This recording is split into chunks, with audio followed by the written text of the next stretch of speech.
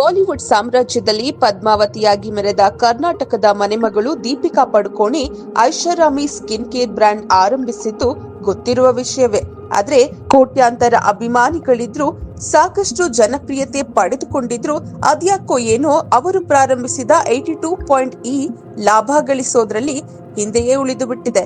2021ರಲ್ಲಿ 82.E ಎಂಬ ಐಷಾರಾಮಿ skin care brand ಅನ್ನ ದೀಪಿಕಾ ಪಡುಕೋಣೆ ಶುರು ಮಾಡಿದ್ರು. ಹಿಂದೂಸ್ತಾನ್ ಟೈಮ್ಸ್ ಪ್ರಕಾರ ಈ ಕಂಪನಿಯ ಆದಾಯ ಕಡಿಮೆಯಾಗಿದ್ದು, ನಷ್ಟವನ್ನ ಕಡಿಮೆ ಮಾಡಲು ಪ್ರಯತ್ನ ನಡೀತಾ ಇದೆ ಅಂತೆ.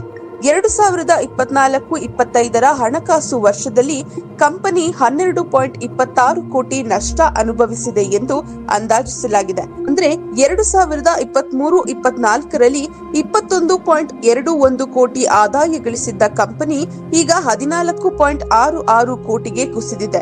ಸಿನಿಮಾಗಳ ವಿಚಾರಕ್ಕೆ ಬಂದ್ರೆ ಸ್ಪಿರಿಟ್ ಸೇರಿದಂತೆ ಕಲ್ಕಿ 2898 ಏಡಿಯಂತಹ ದೊಡ್ಡ ಚಿತ್ರಗಳಿಂದಲೇ ದೀಪಿಕಾ ದೂರ ಸರಿದಿದ್ದಾರೆ.